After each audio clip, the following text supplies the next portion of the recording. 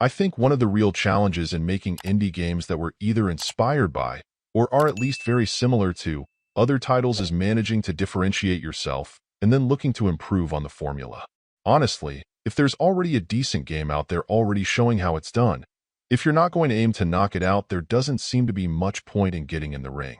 Musashi vs. Cthulhu seems to me to be gunning for the formula that One Finger Death Punch 2 pretty well nailed, and that's a precision action game somewhat in the vein of a beat-em-up, but in only 2 dimensions. While Musashi vs. Cthulhu may have some appeal with its added level of detail, creepier enemies, and tougher attack system, that doesn't necessarily equate to a clear improvement. You'll still need to be focused on enemy distance, your timing, and being sure not to button mash as enemies close in on either side of you. In addition to some enemies requiring more than one hit to be knocked out, you'll also have to keep an eye out for where you'll need to hit them, whether in the upper, middle, or lower section, using 3 different buttons and 3 different positions on your D-pad to do this. There's no doubt that this added layer of detail adds to your challenges, especially keeping track of where you'll need to quickly hit enemies that are converging from either side. The question is whether this is an improvement or not. The thing is, even if you could appreciate the added challenge, what stands out for me is how one-dimensional the play is otherwise.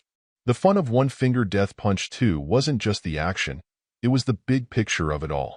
Great animations and periodic over-the-top attacks, weapons, enhancements, and pretty consistent surprises were also a key part of the fun, and Musashi vs. Cthulhu is pretty well missing all of that, meaning that much of the fun is also nowhere to be found. Yes, you could simply choose to enjoy the progressive challenges it throws at you, but lacking the value-added extras and unpredictability, it just falls a bit flat in maintaining the fun and desire to keep coming back to it. Overall, my final score for the game ended up being a 6.1. And if you're interested in picking it up, it's currently available on the Switch eShop for $4.99.